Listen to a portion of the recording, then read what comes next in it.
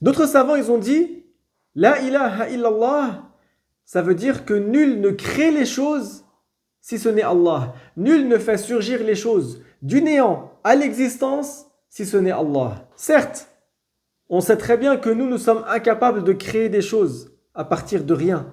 Nous, ce qu'on fait, ce sont des conceptions, des fabrications à partir d'éléments, à partir de matières premières, à partir de choses qui existent.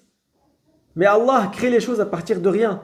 Il a donc la divinité, la capacité de faire surgir des choses du néant, ça veut dire de rien, à l'existence. Donc ça, c'est propre à Allah. Celui qui dit qu'il y a autre que Dieu qui crée les choses à partir du néant, dans ce cas, il a associé à Dieu. Comme par exemple celui qui dit que Dieu il a créé le bien, mais Iblis a créé le mal.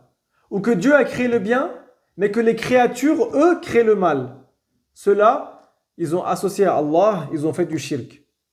Allah a créé le bien et a créé le mal. Mais Allah agrée le bien, mais n'agrée pas le mal. Allah ordonne le bien, mais n'ordonne pas le mal. Et n'oubliez pas qu'Allah n'est pas injuste, car l'injustice, c'est celui qui agit sur les biens d'autrui sans droit. Mais Allah, il agit sur ce qui lui appartient. Nous appartenons tous à Dieu. Allah est celui qui nous a créés, donc nous lui appartenons. Et Allah agit sur ce qui lui appartient. L'injustice lui est donc impossible. Donc attention à vos paroles. Celui qui attribue à Dieu l'injustice, il n'a rien changé à l'injustice. Celui qui voit ce qui se passe en Palestine, par exemple, et qui se rebelle contre Allah, en réalité, il n'a rien gagné. Il est juste sorti de l'islam. Est-ce qu'il a fait évoluer les choses? Non. Est-ce que son état a changé? Oui, il est devenu mécréant.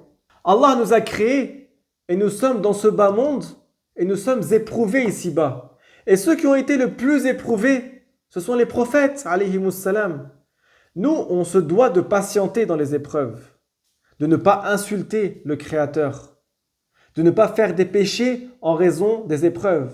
Si tu fais des péchés en raison des épreuves, tu n'as rien gagné. Est-ce que l'épreuve est levée de toi si tu as fait des péchés? Non.